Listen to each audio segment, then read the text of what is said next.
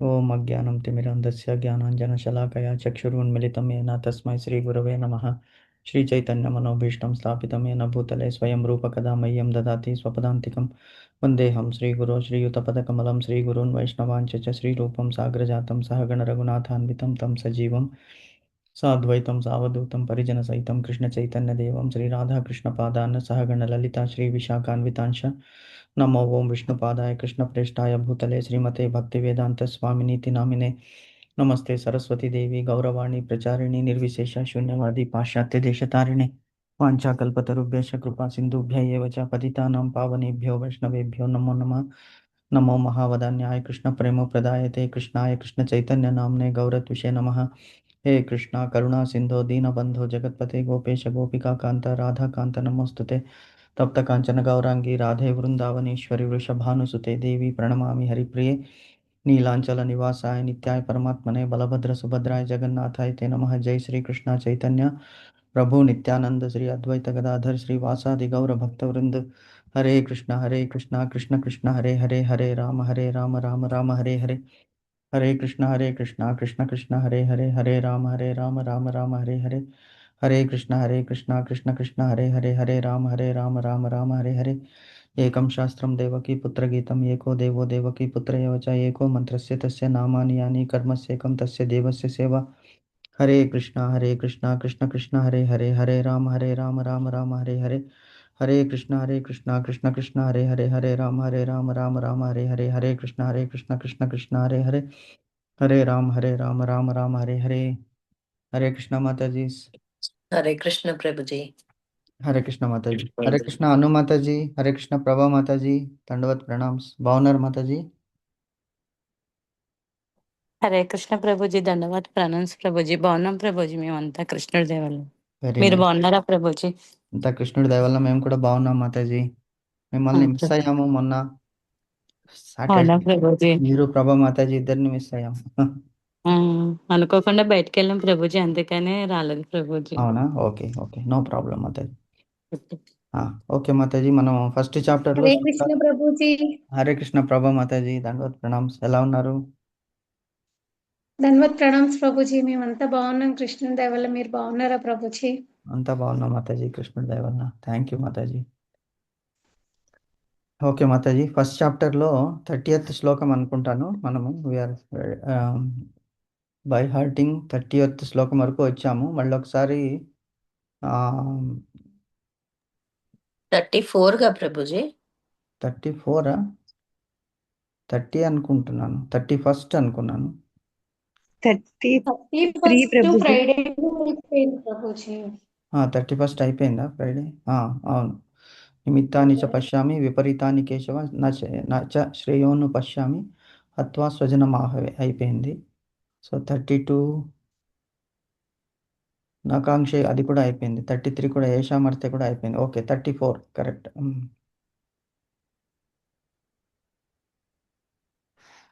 Okay Mataji, చెప్తారా? శ్రీకాంతి మాతాజీ. హరే కృష్ణ ప్రభు, హరే చెప్తాను కృష్ణ ప్రభుజీ. మాతాజీ. హరే కృష్ణ. ఆచార్యాః పితరః పుత్రాః తథైవ చ పితామహాః మాతులాः శ్వశురాः పౌత్రాः శ్యాలాः సంబంధినస్తథా. Hare very Krishna. Nice Mataji, very nice. Okay, Hare Krishna Prabhuji. Hare Krishna Mataji. ప్రభా మాతాజీ. కిం నో రాజ్యేన గోవింద కిం భోగైర్జీవితేన వా జీవితేన వా. జీవితేన వా ఏషామర్తే కాంక్షితం నో రాజ్యం భోగః సుఖాని చ తయిమేవ స్థితా యుద్ధే ప్రాణః తక్వా ధనాని చ. ఓకే, ఆచార్యః చెప్పండి మాతాజీ. ఆచార్యః పితరః పుత్రః తదైవ చ పితామహः. మనం ఇలా ప్రాక్టీస్ చేద్దాం మాతాజీ. ఇది అంటే శ్లోకము కొద్దిగా డివైడ్ అయినట్టు ఉంది, కాబట్టి మనము 32nd శ్లోకం ఎలా ప్రాక్టీస్ చేద్దామంటే, నకాంక్షే విజయం కృష్ణ न च राज्यं सुखानि च किं नो రాజ్యేన గోవింద కిం భోగైర్జీవితేన వా. అక్కడ కరెక్ట్గా సెట్ అవుతుంది అది. ఎందుకంటే అర్జునుడు అంటున్నాడు, నాకు నకాంక్షే విజయం కృష్ణ నచ రాజ్యం సుఖానిచ. నాకు రాజ్యం వద్దు, విజయం వద్దు, ఈ రాజ్యం వలన వచ్చేటువంటి భోగాలు వద్దు. ఎందుకంటే నా బంధువులనే నేను యుద్ధంలో పోగొట్టుకున్నప్పుడు జీవించి ప్రయోజనం ఏముంది అంటాడు. కాబట్టి అది క్లియర్గా వస్తుంది అందులో. నకాంక్షే విజయం కృష్ణ నచ రాజ్యం సుఖాని చ కిం నో రాజ్యేన గోవింద కిం భోగైర్జీవితేన వా. ఇది 32.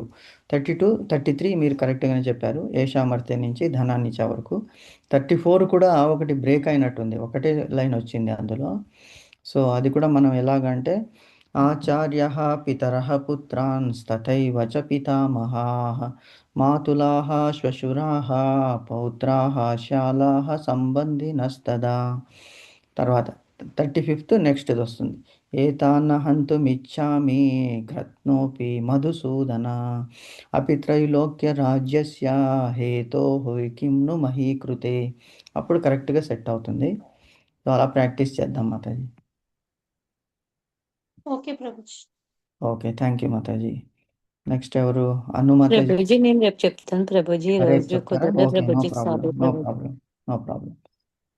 వేణుశ్రీ మాతాజీ. హరే కృష్ణ ప్రభుజీ. హరే కృష్ణ మాతాజీ. తైమే వసతే యుద్ధే ప్రాణ శాత్వాక ధనాచ ఆచార్య పుత్ర సదైవ చ పితామహ. ఎన్నో శ్లోకం మాతాజీ అది? 31. 33 ప్రభుజీ. 33. మా దాంట్లో కొంచెం డిఫరెంట్ గా ఉంది ప్రభుజీ. 33. ఏషామర్థే కాంక్షితంనో రాజ్యం భోగ సుఖానిచ తయిమేవ స్థిత యుద్ధే ప్రాణాం స్తోక్య ధనానిచ. అదే కదా మీరు చెప్పింది? అదే Prabhuji. Okay okay okay Mataji. Okay, Lavanya Mataji ఉన్నారా? హరే కృష్ణ ప్రభుజీ. ఉన్నాను ప్రభుజీ. మాతాజీ, మొన్న మీది వినిపించలేదు మాతాజీ. సాటర్డే మీరు చెప్పారు కానీ మాకు బ్రేక్ అయింది వాయిస్. చెప్తారా మాతాజీ? ఓకే ప్రభుజీ, చెప్తాను. చెప్పండి మాతాజీ. సంజయువాచ అస్మాకం తు విశిష్టాయే తాని బోధా ద్విజోత్తమ న్యాయకా మమ సైన్యస్య సన్యాదం తాన్ బ్రవీమి తే భవన్ భీష్మస్య కర్ణస్య కృపస్య సమితింజయః అశ్వత్థామా వికర్ణస్య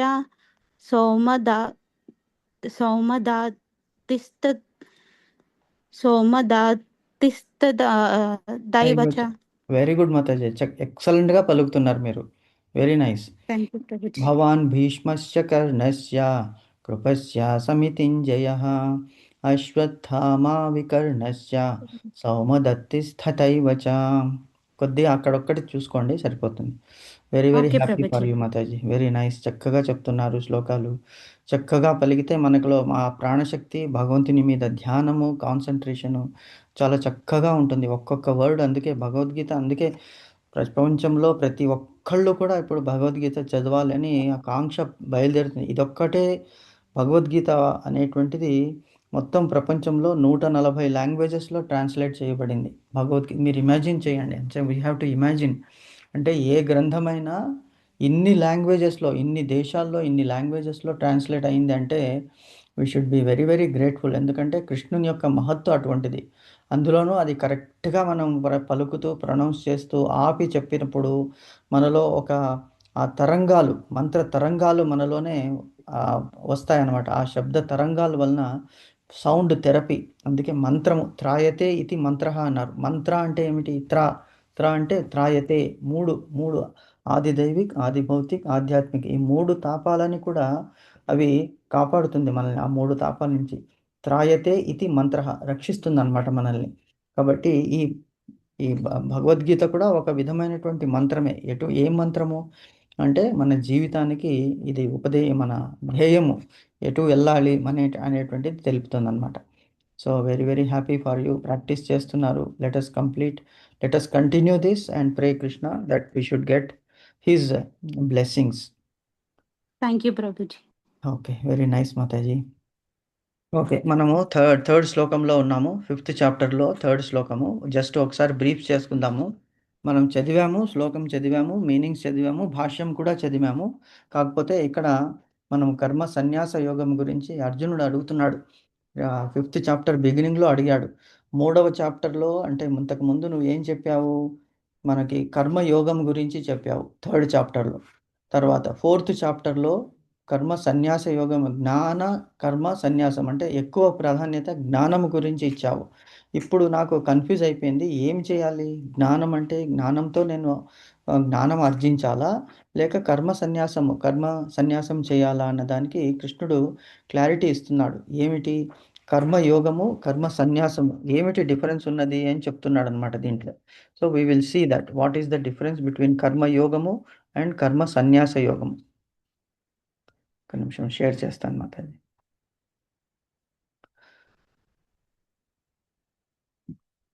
కనిపిస్తుందా మాతాజీ? కనిపిస్తుంది ప్రభుజీ. కనిపిస్తుంది. Okay, nice Mataji. సో సన్యాస యోగము గురించి ఇన్ డెప్త్ చెప్తున్నాడు భగవంతుడు. అంటే రెండు అవసరమే, జ్ఞానము అవసరము, జ్ఞానముతో కూడినటువంటి కర్మ చేయాలి, ప్లస్ కర్మ ఆ సన్యాసం దాని మీద అటాచ్మెంట్ ఉండకూడదని చెప్తూ వస్తున్నాడు భగవంతుడు. సో ఏమిటి ఇంకా క్లారిఫై చేస్తాను కృష్ణ, నువ్వు అడిగిన అర్జున అని చెప్తున్నాడు. జ్ఞేయ సత్య జ్ఞేయసః జ్ఞేయః స నిత్య సన్యాసి యో న ద్వేష్టి న కాంక్షతి నిర్ద్వంద్వ హి మహాబాహో సుఖం బంధాత్ ప్రముచ్యతే. నిత్య సన్యాసి ఎవరు అని చెప్తున్నాడు. అంటే ఇప్పుడు కాషాయ వస్త్రములు ధరించిన వాళ్ళే నిత్య సన్యాసులా అంటే కాదు. కాషాయ వస్త్రం ధరించకుండా ఉన్నటువంటి వాళ్ళు కూడా నిత్య సన్యాసులే అవుతారు. అంటే అటాచ్మెంట్ లేకుండా, ద్వంద్వము లేకుండా ఉన్నటువంటి వాళ్ళు నిజంగా సన్యాసులు అంటే సన్యాసం అంటే ఏమిటి? ఇప్పుడు మనము వానప్రస్థం అనేటువంటిది కూడా ఒక విధమైనటువంటి సన్యాసము. న్యాసము అంటే మార్గము, సన్యాసం అంటే మంచి మార్గము. సో మంచి మార్గానికి వెళుతున్నారు వానప్రస్థంలో వితౌట్ ఎనీ అటాచ్మెంట్. మరి అడవులకే వెళ్ళాలా వానప్రస్థానికి అంటే? అడవులకి వెళ్ళాల్సిన అవసరం లేదు. ఉన్న చోటనే ఎలాగైతే తామరాకు మీద నీటి బిందెలాగా మనము నీటి బిందు అంటనట్టు ఉండాలి, ఉండి ఉండనట్లు ఉండాలి అంటారు. అప్పుడే సాధనకి మనకి అది తోడవుతుంది. సో ఎలాగా అంటే ఎక్స్ప్లెయిన్ చేస్తున్నాడు. ఓ మహాబాహు, ఎవరైతే దేనిని ద్వేషింపరో, ఇది చాలా చాలా ఇంపార్టెంట్, మనం అలవరుచుకోవాలి. సన్యాసికి కావలసినటువంటిది ఇదే. సన్యాసిలో ఏం చేస్తారంటే తల్లిని తప్ప వేరే ఎవరిని కూడా వాళ్ళు అంటే ఎస్పెషలీ తల్లికి మట్టుకే వాళ్ళ దగ్గర స్థానం ఉంటుంది. తల్లి అంటే దైవంతో సమానము. మిగతా అందరిని కూడా సమాన భావంతో చూస్తారు వాళ్ళు. అలాగే మనం కూడా ఆ భావాన్ని అలవరుచుకోవాలి. ఎవరైతే దేనిని ద్వేషించరో, దేనిని అంటే ఏమిటి? జడ పదార్థాలను కానీ లివింగ్ ఎంటిటీస్ని కానీ దేనిని కూడా ద్వేషించకూడదు అంటారు. ద్వేషించకుండా అంటే ఎందుకు ద్వేషించకూడదంటే ప్రతి ఒక్క వస్తువులో అణురేణు తృణాకాష్ట అన్నాడు. అణోరణీయాన్ మహితో మహియాన్. భగవంతుడు అణువులోనూ ఉన్నాడు. అలాగే కొండల్లోనూ, పర్వతాల్లోనూ, సముద్రంలోనూ, సూర్యచంద్రుల్లోనూ, కంటికి కనిపించేటివి, కంటికి కనిపించనటువంటివి అన్నిటిలోనూ కూడా భగవంతుడు ఉన్నాడు. కాబట్టి ఎవరిని కూడా ద్వేషించకూడదు. మనకి ఒక్కొక్కసారి అనిపిస్తుంది, నాకు వాళ్ళని చూస్తే పడదండి, అసలు వాళ్ళ మాట ఎత్తకండి అంటాం. ఎందుకు అంటే మనకి ఏదో జన్మలో ఏదో ఆ ద్వేషం అనేటువంటిది వాళ్ళు మనకి ఏమీ చేసి ఉండకపోవచ్చు. ఒక్కొక్కసారి మనం కొంతమంది మనుషుల్ని చూసిన వెంటనే మనకి ఒక విధమైనటువంటి ఆ ద్వేష భావన కలుగుతుంది. కానీ అది కలగకూడదు. అంటే మనసుని మనం అలా కంట్రోల్ చేసుకోవాలి. తప్పు చేస్తున్నావు. అసలు వాళ్ళ వల్ల నీకేమి అపకారం జరిగింది? ఒకవేళ అపకారం జరిగినప్పటికీ కూడా క్షమాగుణాన్ని అలవరుచుకోవాలి. సత్వము కాకుండా శుద్ధ సత్వం వైపు వెళ్ళిపోవాలి. అది మనం ట్రైన్ చేసుకోవాలని చెప్తున్నాడు భగవంతుడు. ఎవరైతే ఎవరిని ద్వేషించరో. మరి పాండవులు ఎవరినైనా ద్వేషించారా? అంటే వాళ్ళు అసలు ఎవరిని ద్వేషించలేదు. ఎందుకు? దుర్యోధనుడు, కౌరవులు అందరూ వాళ్ళని అంతటి హింసలు పెట్టినప్పటికీ, ప్రాణానికి హాని కలిగించినప్పటికీ కూడా వాళ్ళు ద్వేషింపలేదు. ఎందుకు? వాళ్ళు ఎవరి అసోసియేషన్‌లో ఉన్నారు? భగవంతుడి అసోసియేషన్‌లో ఉన్నారు. ఎప్పుడూ శ్రీకృష్ణుని అంటిపెట్టుకునే ఉన్నారు. ఎప్పుడైతే శ్రీకృష్ణుని అంటిపెట్టుకుని ఉన్నారో వాళ్ళలో ఆ ద్వేష భావన లేదనమాట. క్షమాగుణమే ఉన్నది. ధర్మరాజు అయితే ఇంకా మరి శ్రీకృష్ణుని అంటి పెట్టుకున్నాడు. యమధర్మరాజు యొక్క స్వరూపము. కాబట్టి అతను అందరినీ క్షమించేస్తున్నాడు. ఎంత అవమానం జరిగినప్పటికీ కూడా తన పట్టమహిషి ద్రౌపది దేవిని ఆ సభలో వస్త్రాపహరణం చేయడానికి చూసిన ధర్మరాజు పోనీలే వదిలిపెట్టేసేయండి అని యుద్ధం వద్దు అనే చివరి వరకు చూశాడు. అంటే ద్వేష భావన ఎవరికైతే లేకుండా ఉంటుందో వాళ్ళ మనసులో భగవంతుడు కూర్చుని ఉంటాడనమాట. కాబట్టి ఎవరైతే దేనిని అంటే పదార్థాలని కానీ లివింగ్ ఎంటిటీని కానీ ద్వేషించకుండా ఉంటారో, తర్వాత దేనిని ఆశింపరో, అబ్బా ఇది ఈజ్ ఇట్ పాసిబుల్, అసలు ఏమీ ఆశించకుండా ఎలాంటి కర్మను మనం ఎలా చేయగలము అంటే కొద్దిగా కొద్దిగా అలవరుచుకోవాలి. అది ఆశ అనేటువంటిది డిజైర్స్ అనేటువంటిది అది గడ్డిలాగా మొలకలు ఎత్తుతూనే ఉంటాయి. ఎంత ట్రిమ్ చేసినప్పటికీ కూడా 2 రోజుల్లో వచ్చేస్తాయి కలుపు మొక్కల్లాగా. అది మనల్ని ఏం చేస్తుంది, మంచి మొక్కలని కూడా దానికి లభించేటువంటి ఆహారాన్ని కూడా అవి తినేస్తుంది అనమాట. సో మంచి మొక్కలు ఏమవుతాయి, క్షీణించుతాయి. అంటే మన అసోసియేషన్ ఎలాగుండాలి, మంచి వాళ్ళ దగ్గర ఉండాలి. ఈ కలుపు మొక్కలు అనేటువంటి ఆశలని పెకిలించి వేయాలి వేళ్లతో. కాబట్టి దేనిని ఆశింపకుండా ఎవరైతే ఉంటారో ఆ వ్యక్తి ఎల్లప్పుడూ సన్యాసి, అన్ని వదిలేసిన వాడే అని తెలుసుకోవాలి. ద్వంద్వాలకు అతీతుడైన ఆ వ్యక్తి సులభంగా సంసార బంధముల నుండి విముక్తుడవుతాడు. ఇది చాలా ఇంపార్టెంట్. మనం చేస్తున్నది కృషి అది.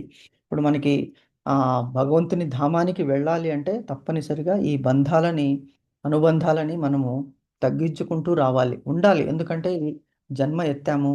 ఈ జన్మ ఎత్తినప్పుడు మనకి భూలోకంలో కొన్ని అవసరాలు ఉంటాయి. కానీ ఆ బేసిక్ నీడ్స్ ఎవరు వద్దనట్లేదు భగవంతుడు. మనం చేసేటువంటి కర్మలు చేయాలి. ఆ కర్మ ఫలితాలు వాటికి మన ప్రయత్నపూర్వకంగా కూడా అప్రయత్నపూర్వకంగా కూడా వస్తూనే ఉంటాయి అని భగవంతుడు చెప్తున్నాడు. సో సులభంగా దాటడానికి ఈ సంసార సాగరాన్ని సులభంగా దాటడానికి ఒక సన్యాసి ఎలాగైతే ఉంటాడో వితౌట్ ఎనీ అటాచ్మెంట్ అలాగ ఉండాలని భగవంతుడు చెప్తున్నాడు. సో మనం మీనింగ్స్ చదువుకున్నాము మొన్న. జ్ఞేయ అంటే తెలుసుకోవలసిన వాడు. స నిత్య సన్యాసి, స అంటే అతడు నిత్య సన్యాసి, ఎప్పుడు సన్యాసిలాగానే ఉంటాడు. యహ నా ద్వేష్టి అంటే ద్వేషించడం, నా ద్వేష్టి అంటే యహ అంటే ఎవరినైతే ద్వేషించకుండా ఉంటాడో అతడు సన్యాసి అని చెప్తున్నాడు అనమాట. నా కాంక్షతి ఏది కోరవద్దు. తర్వాత ద్వంద్వాలు సుఖము దుఃఖము కష్టము నష్టము అన్నీ కూడా భగవంతుని ప్రసాదం అని చెప్పి మనం స్వీకరించాలి అని చెప్తున్నాడు. ఓ అర్జున, ఇది తెలుసుకునేటువంటి వాడు మనం సన్యాస కాషాయ వస్త్రంలో ధరించాల్సిన అవసరం లేదు. మనసుని ఒక సన్యాసిలాగా మనము తయారు చేసుకోవాలి అని చెప్తున్నాడు అనమాట. సో ఇంకా మళ్ళీ ఎక్స్ప్లెయిన్ చేస్తున్నాడు భగవంతుడు. నిజమైన సన్యాసి ఎవరంటే, హరే కృష్ణ. ఓకే, కేవలం ఇల్లు వదిలి అడవులకు వెళ్ళినంత మాత్రాన సన్యాసి కాలేరని శ్రీకృష్ణ భగవానుడు చెప్తున్నాడు. అడవులకు వెళ్ళాల్సిన అవసరం లేదు. ఇప్పుడు అడవుల్లో కూడా మనకి ప్రాబ్లమ్సే ఉన్నాయి. ఎందుకంటే అక్కడ జంతువులు కూడా మనకి ఇక్కడికి వచ్చేస్తున్నాయి. అడవుల్లో అనేటువంటిది ఇప్పుడు అడవులు కూడా అంతరించిపోతున్నాయి. చెట్లే కొట్టి పడేస్తున్నారు. కాబట్టి ఇక్కడ ఎక్కడుంటే అక్కడే మనకి అదే దివ్యధామం అనుకుని మనము ఉన్న చోటనే మనం భగవంతుని ధ్యానించాలి. తర్వాత బాహ్య వస్తువులను త్యజించడం కంటే మనస్సులోని ఆశలను ద్వేషాలను నియంత్రించడమే ముఖ్యము. బాహ్య వస్తువులను త్యజించడం అంటే అబ్బా నాకు ఇదొద్దు అనుకుంటే ఇంకా మనసు దానివైపే వెళ్తూ ఉంటుంది. కానీ మనస్సుని కనుక మనం కంట్రోల్ చేసుకుంటే, బుద్ధి చేతికి ఇవ్వాలి మనస్సు. ఆ కళ్యం అనేటువంటిది మనస్సు. ఇంద్రియాలని కంట్రోల్ చేసేది మనస్సు. అసలు మనస్సుని కంట్రోల్ చేసేది ఇంద్రియాలు. ఇంద్రియాలంటే గుర్రాలు. ఆ గుర్రాలని మనస్సు అదుపులోకి తీసుకోవాలి. ఎప్పుడు తీసుకుంటుంది? బుద్ధి చేతికి ఆ కళ్యాలని ఇచ్చేసినప్పుడు. కాబట్టి అది మనం అలవరించుకోవాలి అని చెప్తున్నాడు. ఎంత ఆశ పెంచుకుంటే అంత నిరాశ మనకి ఎదురవుతుంది. అందుకే ఆశ వదిలి ఉండటం వల్లనే మనకి, ఎందుకంటే మనం కోరుకున్న విధంగా కష్టాలు సుఖాలు రావు. కష్టాలు వాటంటే అవే వస్తాయి, సుఖాలు కూడా అలాగే వస్తాయి. అంతేకాని ఎవరు కష్టాలను కోరుకోడు, సుఖాలని అందరూ కోరుకుంటారు. కానీ కోరుకున్న మాత్రాన సుఖాలు వస్తాయి అని అనుకోకూడదు. ఎందుకంటే ఇప్పుడు మోడర్న్ సైన్స్ ఏమిటంటే, నువ్వు ఎప్పుడు ధర్మము అర్థము కామము మోక్షం అనేటువంటిది 4 పురుషార్థాలు ఉన్నాయి. మనం ఎక్కడికి పరిగెత్తుతున్నాము? ఫస్ట్ది లాస్ట్ది వదిలేస్తున్నాము. ఏమిటి? ఫస్ట్ది ధర్మము. లాస్ట్ది ఏమిటి? మోక్షము. ఈ రెండు మనకు వద్దు. ఏం కావాలి? అర్థము, కామము. డబ్బు కావాలి, డబ్బుతో మనం కోరికలను తీర్చుకోవాలి. మోడర్న్ ఎడ్యుకేషన్ ఇదే చెప్తున్నది. కానీ వేదాలు ఏం చెప్తున్నది? ధర్మో రక్షతి రక్షితః. ఎవరైతే ధర్మాన్ని రక్షిస్తారో ధర్మం వాళ్ళని రక్షిస్తుంది. ధర్మ ప్రకారంగా మీరు డబ్బుని సంపాదించాలి. సంపాదించినటువంటి డబ్బు కేవలం మంచి కోరికల గురించి తీర్చుకోవడానికి వినియోగించాలి. అప్పుడు మనకి మోక్షం లభిస్తుంది అని చెప్తున్నాడు. కాబట్టి we should be very careful about the modern learning. ద్వేషాలను, మనస్సులోని ఆశలను, ద్వేషాలను ఎందుకండి నియంత్రించాలి? మనకి ఇంత అపకారం చేశారు వీళ్ళు. మనం చూస్తున్నాం ఇప్పుడు ఫ్యామిలీస్లో ఎంతోమంది ఫ్యామిలీస్ ప్రాపర్టీస్ గురించి తల్లిదండ్రుల్ని కూడా వదిలేస్తున్నారు. డబ్బు ఒక్కటి కావాలంటే, అమ్మని నీ దగ్గర పెట్టుకో, నాన్నని నీ దగ్గర పెట్టుకో. అమ్మ నా దగ్గర ఉంటుంది, నాన్న నీ దగ్గర పెట్టుకో. ఎందుకు అమ్మ నా దగ్గర ఉంటుంది? అమ్మ నా దగ్గర ఉంటే ఇంట్లో పనులన్నీ చేసుకోవచ్చు. మనం చూస్తున్నాం, హెల్ప్ చేస్తుంది. నాన్న వేస్ట్. ఎందుకు? అయిపోయింది. ఆయన పని ఏంటి? సంపాదించారు, చేశాడు, పోషించాడు, అయిపోయి ఇప్పుడు ఆయన్ని చూసుకోవడమే బాధ్యత. సో ఇలాగా ప్రాపర్టీ అయితే ఎప్పుడైతే డివైడ్ చేసి ఇచ్చేస్తారో ఇంకా వాళ్ళిద్దరూ కూడా అవసరం లేదు. ఎందుకు? ముసలితనంలో మనము ఆశ్రమాల్లో వదిలేస్తున్నాము. సో ఇలా ద్వేషము, ఒకళ్ళకొకటి ఇంట్లో ఉన్నటువంటి అక్క తమ్ముళ్ళు, అన్న చెల్లెళ్ళు, రిలేషన్స్, వీళ్ళలోనే ఈ కలి అనేటువంటి వాడు ప్రవేశించాడు. ఎప్పుడు? అనవసరమైనటువంటి ఆశలు, ద్వేషము. కలి అంటేనే పోట్లాట. సో మనం దాన్ని నియంత్రించాలంటే మనం ఎప్పుడూ భగవంతుని స్మరిస్తూ ఉండాలి. భగవద్గీత, భాగవతము మన ఇంట్లో ఉంది. దాన్ని రోజుకి అట్లీస్ట్ ఒక శ్లోకము కనుక మనం చదివితే కలి ప్రభావం మన మీద ఉండదు. అందరూ కూడా ఒక వసుధైవ కుటుంబకం లాగా ఉండాలన్నమాట. ఎందుకంటే ఐకమత్యమే మహాబలం. ఇవన్నీ కూడా మనం చదువుకున్నాము. ఎందుకు ఇప్పుడు అది కుదరట్లేదంటే everyone has got separate desires. మనకి మన సపరేట్ ఇల్లు ఉండాలి, మన ఇండిపెండెన్సీ ఉండాలి, మనకి ఫ్రీడమ్ ఉండాలి, మనకి ఎవరి మీద మనం డిపెండ్ అవ్వకూడదు, ఎవరికి మనం హెల్ప్ చేయకూడదు, అవసరం లేదు. Nuclear families, micro nuclear families కూడా వచ్చేసాయి ఇప్పుడు. ఎలాగా అంటే ఈవెన్ లివింగ్ అంటే ఈ ఈ తరం ఎలాగుంది అంటే మాకు పెళ్ళిళ్ళే వద్దు. చూస్తున్నాం మనం 35, 36 సంవత్సరాలు, 40 సంవత్సరాలు వచ్చినప్పటికీ కూడా ఆడపిల్లలు పెళ్ళిళ్ళు చేసుకోవడానికి రెడీగా లేదు. మగపిల్లలకి అసలు సంబంధాలు దొరకడం లేదు. ఎందుకంటే we don't want to take that responsibility. మళ్ళీ ఎప్పుడు చేసుకుంటారయ్యా? అవసరం లేదు, పెళ్ళి ఎందుకు అవసరమే లేదు మాకు, వీఆర్ హ్యాపీ. సో ఇలాగ అయిపోయినప్పుడు సమాజం ఏమవుతుందంటే భ్రష్టు పడిపోతుంది. నెక్స్ట్ జనరేషన్ ఎందుకు?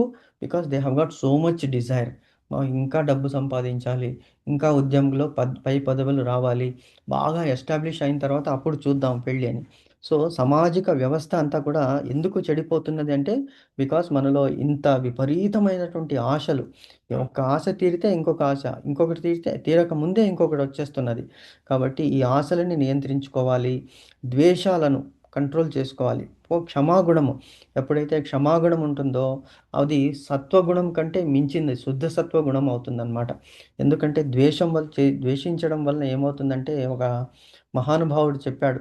ఏమిటి అంటే ఇలాగ ద్వేషము మనసులో ఎదుటి వాళ్ళని ద్వేషిస్తే ఏం చేస్తుందంటే అది ఒక బరువైనటువంటి మనం బండరాయిని మోస్తున్నట్టు అన్నమాట.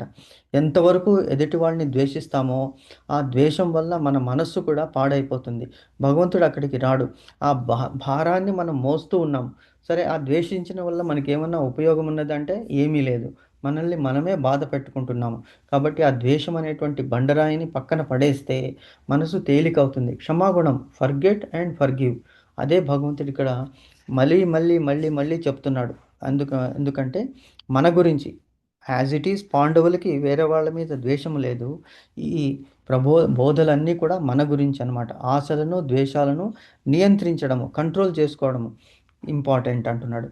కర్మలలోనే ఉంటూనే ఆసక్తులను విడనాడిన వాడే నిజమైన నిత్య సన్యాసి. ఇది మనకందరికీ తెలుసు. కర్మ చేస్తూ ఆశని వదిలివేయాలి అని చెప్పాం. భోక్తారాం యజ్ఞతపసాం సర్వలోక మహేశ్వరం సుహృదం సర్వభూతానాం జ్ఞాత్వమాం శాంతి మృచ్చతి అని చెప్తున్నాడు భగవంతుడు. 5th చాప్టర్లో వస్తుంది మనకి ముందు.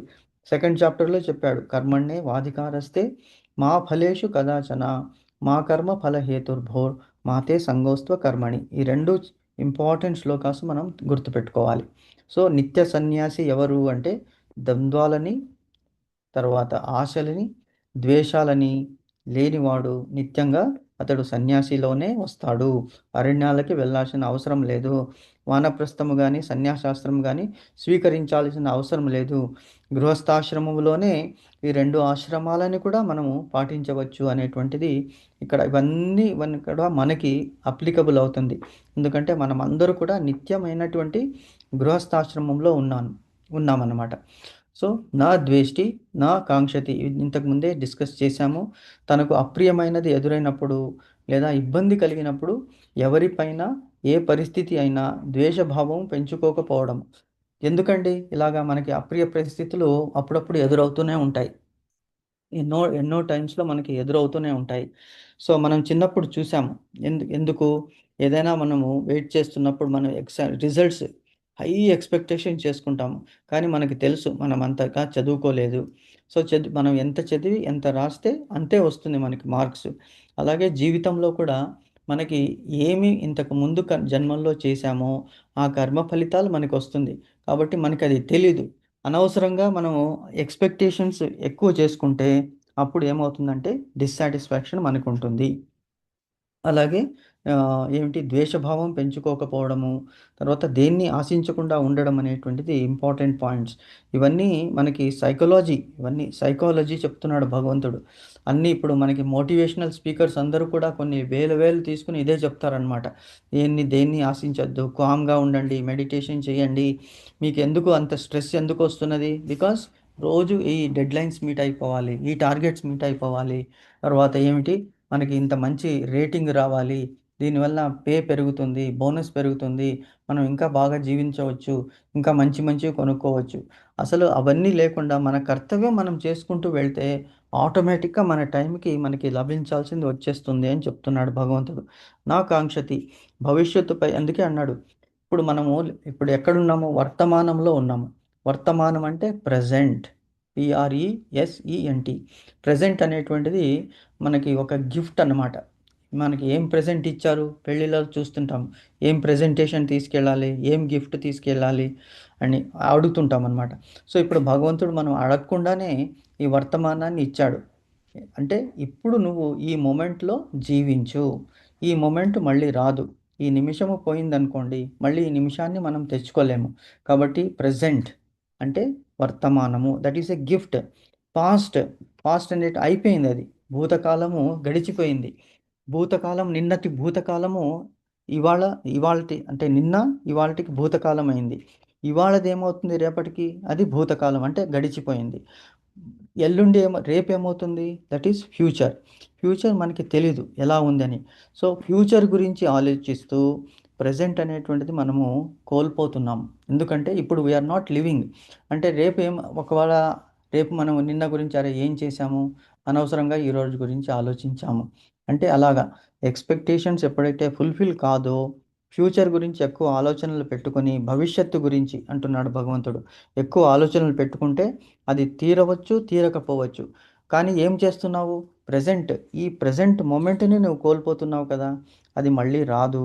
కాబట్టి వర్తమానము భవిష్యత్తుపై అతిగా ఆశలు పెట్టుకొని వర్తమానాన్ని కోల్పోవద్దు. ఇప్పుడున్నటువంటి ప్రస్తుత పరిస్థితిని కోల్పోవద్దు. This is the best that God has given to us. And ఫలితాలపై ఆసక్తి లేకుండా జీవించాలి, వితౌట్ ఎక్స్పెక్టేషన్స్. అప్పుడు నీకు విపరీతమైనటువంటి సంతృప్తి, పరిపూర్ణత లభిస్తుంది అని చెప్తున్నాడు భగవంతుడు. తర్వాత ద్వంద్వం అంటే ఏమిటి అని డిస్కస్ చేశాం ఇంతకుముందు. నిర్ద్వంద్వ అంటే ద్వంద్వాలకు అతీతమైనటువంటి స్థితి. ఎలాగా? మాత్రా స్పర్శస్తు కౌంతేయ శీతోష్ణ సుఖదుఃఖ అని ఒక శ్లోకం మనకి భగవంతుడు చెప్పాడు భగవద్గీతలో. మాత్రా స్పర్శాస్తు కౌంతేయ శీతోష్ణ సుఖదుఃఖ ఆగమాపాయనో నిత్య తితిక్షస్వ భారత. అంటే ఇప్పుడు ఎలాగైతే మీరందరూ గృహిణులే, ఏం చేస్తారు? చలికాలమైనా, ఎండాకాలమైనా, వర్షాకాలమైనా టైం క్లాక్ 5 గంటలకే మీరు లేచి ఇంట్లో వాళ్ళందరికీ పనులు మీరు వాళ్ళకి సమకూర్చి డబ్బాలు కట్టి వాళ్ళని స్కూల్కి పంపించడము, బాక్సులు ఇవ్వడము, దాని తర్వాత అమ్మయ్యా అని మనం కూర్చుని అప్పుడు మనం టిఫిన్ కానీ కాఫీలు కానీ తాగడం చేస్తాం. అంటే చలికాలమైనా ఒకటే పరిస్థితి, ఎండాకాలమైనా ఒకటే. అప్పుడు చెమటలు కక్కుకుంటూ చేయాలి. తర్వాత చలికాలంలో విపరీతమైనటువంటి చలి. ఆ చలికాలంలో కూడా ఆ నీటితో మనము గిన్నెలు కడగడం కానీ, పనులు చేయడం కానీ ఆపము. సో, అలాగుండాలి. నిర్ద్వంద్వః సుఖము, దుఃఖము రెండిట్లో కూడా సమానంగా ఉండాలి అని చెప్తున్నాడు. సుఖాల్లో పొంగిపోకుండా, దుఃఖంలో కుంగిపోకుండా ఉండాలి. ఎలాగా? దుఃఖేష ఉద్విగ్నమనః, సుఖేషు విగతస్పృహః, వీతరాగ భయక్రోధో స్థితధీర్ మునిరుచ్యతే. అటువంటి వాడిని ఏమంటారు అంటే ముని అని అంటారు అని చెప్తున్నాడు. సుఖము, దుఃఖము, లాభము, నష్టము ఇవన్నిటి కూడా, ఎందుకంటే ఇవన్నీ కూడా భగవంతుని చేతిలో ఉన్నది. లాభము, నష్టము, సుఖము, దుఃఖం అంతా కూడా భగవంతుడు. భగవంతుడు అంటే ఏమిటి? మనం చేసిన కర్మలని మనకి ఆయా టైంలో ఇచ్చేటువంటి వాడు భగవంతుడు. కాబట్టి సమానంగా స్వీకరించాలి మనస్తత్వాన్ని. అంతేకాని అందుకే ఒక్కొక్కసారి కష్టం వచ్చినప్పుడు మనం కుంగిపోతాం. కృంగిపోకూడదు. ఎందుకంటే మనం చేసుకున్న కర్మ ఈ ఫలంగా వచ్చింది. ఒక్కొక్కప్పుడు మనకి దెబ్బలు తగులుతూ ఉంటాయి. దెబ్బలు తగులటం ఎందుకంటే మన పాప కర్మాలని పోగొట్టుకోవడం అన్నమాట. అలాగే కష్టాలు, నష్టాలు ఎవరితో అయినా అనిపించుకోవడము, అవమానాలు ఇవన్నీ కూడా మనం చేసిన కర్మలకి ఫలితాలన్నమాట. అలాగే మానము, అపమానము, కీర్తి, అపకీర్తి. అడగకుండానే అపకీర్తి ఒక్కొక్కసారి వస్తుంది. ఏమీ చేయకుండా అబ్బా! ఎంత బాగా చేశారండి ఇవాళ వంట, ఎంత బాగా డెకరేట్ చేశారండి, ఎంత బాగా ఫంక్షన్ చేశారండి, ఎంత బాగా మీ పిల్లల్ని తీర్చిదిద్దారండి, మీరున్నారు కాబట్టి మీ సంసారం ఇంత చక్కగా ఉన్నది అని మనం నార్మల్‌గా చేస్తుంటాము. కానీ మనకి అటువంటి కీర్తి అప్పుడప్పుడు మనకి వస్తుందనమాట. ఈ రెండిటిని కూడా సమానంగా తీసుకోవాలి అని భగవంతుడు చెప్తున్నాడు. తిరస్కారాల పట్ల, కీర్తి, అపకీర్తి, పొగడ్తలు, తిరస్కారాలు పట్ల చలించని స్థిరమైనటువంటి మనస్సు ఉంటప్పుడు అతన్ని నిత్య సన్యాసి అని మనం అనవచ్చు అని చెప్తున్నాడనమాట. తర్వాత బంధ విముక్తి, ఫ్రీడమ్ ఫ్రమ్ బాండేజ్. అదే ఏమిటి? ఈ జనన మరణ చక్రాల నుంచి మనము బయటపడాలి అంటే ఏం చేయాలి? సుఖం బంధాత్ ప్రముచ్యతే. మనం ఎప్పుడు సుఖమే కోరుకుంటాం. ఇప్పుడు మానవ జీవితము చివరి వరకు ఏం చేస్తాడంటే ఇన్ని అటాచ్మెంట్స్ ఉంటాయి. ఈ జీవితాన్ని వదిలి వెళ్ళాలంటే అతనికి ఇష్టం ఉండదు. కానీ చుట్టుపక్కల బంధువులందరినీ చూస్తూనే ఉంటాడు. వెళ్ళాలని మనస్సు రాదు.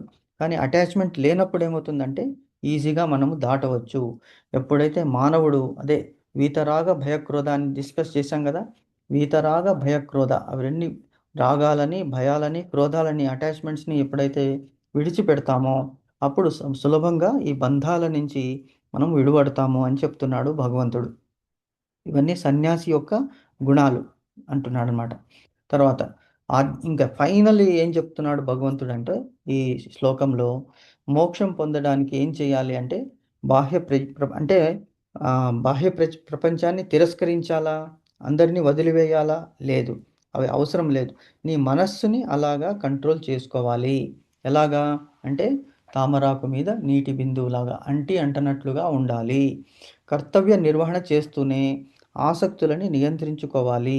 అప్పుడు అది ఆధ్యాత్మిక అత్యున్నత స్థితికి చేరిన వాళ్ళం అవుతాము. అదే జ్ఞానయోగం అవుతాం. జ్ఞానముతో కూడినటువంటి కర్మము ఈ రెండు ఉన్నప్పుడు అది కర్మ సన్యాస యోగం అవుతుంది అని చెప్తున్నాడు. కాబట్టి ఈ శ్లోకం ఏం చెప్తుందంటే కర్మయోగము మరియు జ్ఞానయోగాల మిక్స్ చెప్తుందన్నమాట. కర్మయోగము అనేటువంటిది భగవంతుడు చెప్పాడు. 3rd చాప్టర్‌లో, 4th చాప్టర్‌లో జ్ఞానయోగం గురించి చెప్పాడు. ఇప్పుడు ఆ రెండిటి కలయిక ఎలా ఉంటుంది అని చెప్తున్నాడన్నమాట ఈ శ్లోకం ద్వారా భగవంతుడు. సో, క్లియర్ అయిందా మాతాజీ? ఇంతవరకు మనం డిస్కస్ చేసింది? ప్రభుజీ ఇక్కడ మా బుక్ లో ఇంకో పాయింట్ ఉంది ప్రభుజీ. చెప్పండి. అంటే అర్జునుడు భగవద్ అంశ అనే అతనికి తెలుసు, కానీ అంశ ఎప్పుడు పూర్ణంతో సమానము కాదు అనేది ఒక పాయింట్ ఉంది. అంటే దీంట్లో ఇచ్చారు అది కూడా. అవును మాతాజీ. పూర్ణస్య పూర్ణమాదాయ పూర్ణమేవావశిష్యతే అని ఒక శ్లోకం ఉన్నది మనకి. పూర్ణస్య పూర్ణమాదాయ పూర్ణమేవావశిష్యతే. మనం ఇంతకుముందు ఒక ఎగ్జాంపుల్ చెప్పుకున్నాం దీనికి. మీరు దాంతో పాటు లింక్ చేసి చెప్పగలరా? ఆ ఎగ్జాంపుల్ రికలెక్ట్ చేసుకోండి. ఒకటి చెప్పాం కదా మనం ఇంతకుముందు. పూర్ణస్య పూర్ణమాదాయ పూర్ణమేవావశిష్యతే.